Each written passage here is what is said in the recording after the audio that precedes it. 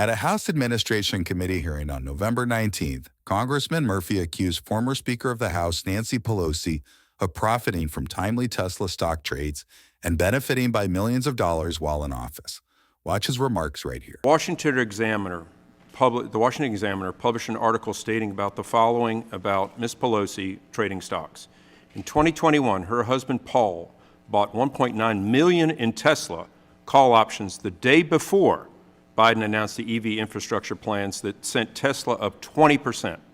In 2023, he traded between $1 and $5 million in stocks in semiconductors mere days before Congress allocated $52 billion for the industry.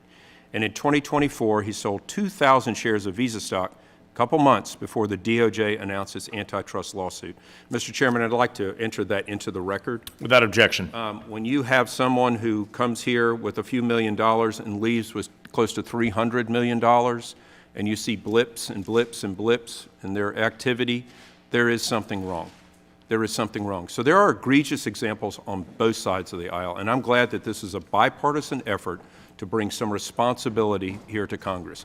I'm going to submit something different because I think we're trying to make this more difficult than it really needs to be. I'm just a dumb surgeon, so we try to make things very, very simple for us.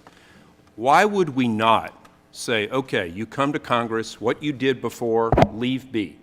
Why do you have to divest? Why do you have to do all this other stuff? Why can you not just have then your day in Congress, you start here, you cannot have undue influence moving forward? Because we create such a massive bureaucratic tax event that's unnecessary. You don't have to change anything you've done in the past. Leave it be. What I personally did, I took everything out and I put them in directed by Vanguard mutual funds. I don't have anything touched with that.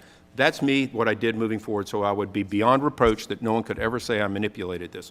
Why would we not do that? Why would we not say, okay, what you've done in the past is what's your business, but as a member of Congress, you cannot exert anything undue influence, and if you invest anything further, it would be in mutual funds, et cetera. Why would we create this massive bureaucracy? Love to have your answer. I would say in principle, I don't actually hate that idea.